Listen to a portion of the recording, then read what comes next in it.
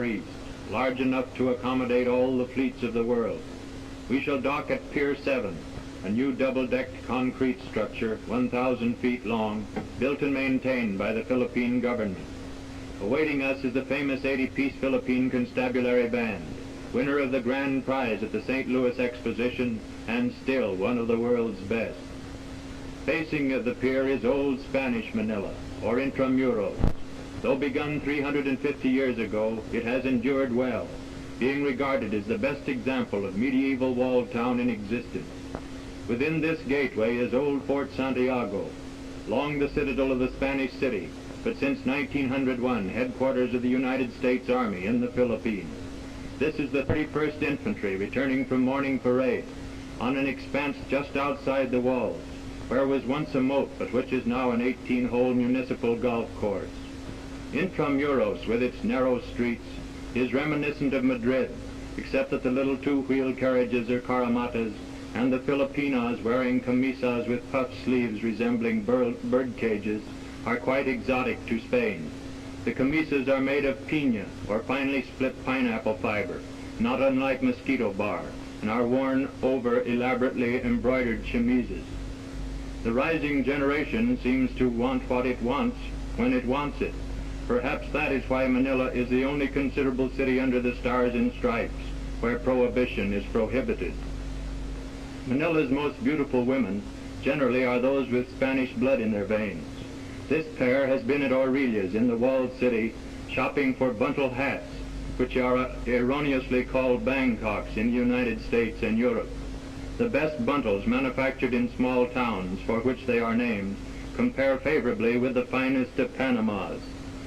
Now they are in their caramata, note the elegant self-conscious charioteer, and with their purchases are returning to their homes on the opposite bank of the Pasig River, which divides modern Manila in twain.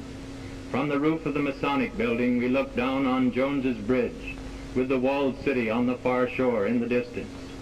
Upstream, on an island in the river, is El Hospicio de San Jose, an asylum for foundlings administered by the Sisters of Charity. In the north wall of the convent is a turning wheel for the receipt of abandoned children. This infant, barely a month old, is being deposited herein by a chauffeur who vowed to me, the sisters did not question him, that he is quite unaware of the parent's identity. Another turn of that wheel will admit the nameless mite safely within the convent, where it will be reared, educated, and taught an occupation to enable it to be self-supporting.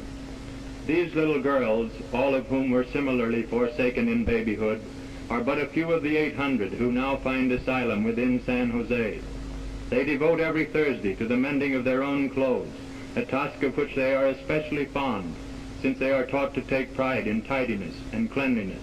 This pretty little lady is a mestizo, that is, half Filipina and half something else, probably Italian, while this toothless youngster swears that she's an American, like Will Rogers, and just as proud of it. On the north bank of the Pasig is the Escolta, the principal retail street of American Manila, lined with banks, theaters, and drugstores. Not chemist shops, but drugstores, with ice cream, sodas, postcards, and pay telephones. The local carabao, or water buffalo, has a wider spread of horn, an uglier anatomy, and a more invidious disposition than any of its tropical brethren.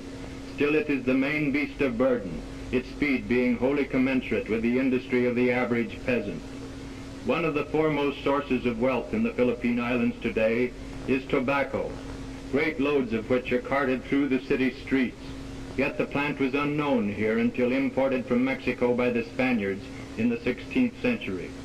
Now extensive cigar factories flourish, into which the leaves are brought in bales, then graded as to quality as to length and strength, before being delivered to the expert cigar makers, of whom one factory has more than 4,000, while in this room alone are 700, all engaged in attiring Lady Nicotine, be she trim or a trifle plump, in raiment that will make man's mouth water. No cigar anywhere today is produced under more rigidly enforced sanitary regulation than is this one. The Philippine government supervises the industry under invariable standards of excellence, and under its own official label, which is affixed to every box that leaves the factory. The cigars must be made from good, clean, selected tobacco, properly cured and seasoned, and from which all stems, dust, and scraps have been eliminated. No cigars made between sunset and sunrise may be graded as standard.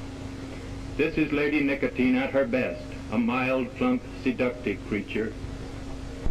Just north of Manila's business district is Bilibid Prison, embracing 17 acres and harboring 3,500 transgressors of the law, the largest penal institution in the world.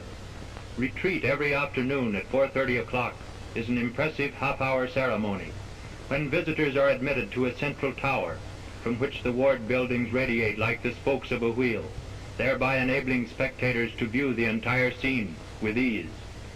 Selections by the prison band opens the review, following which the entire company engages in short calisthenic exercises, a feature that distinguishes Bilibid from other penitentiaries.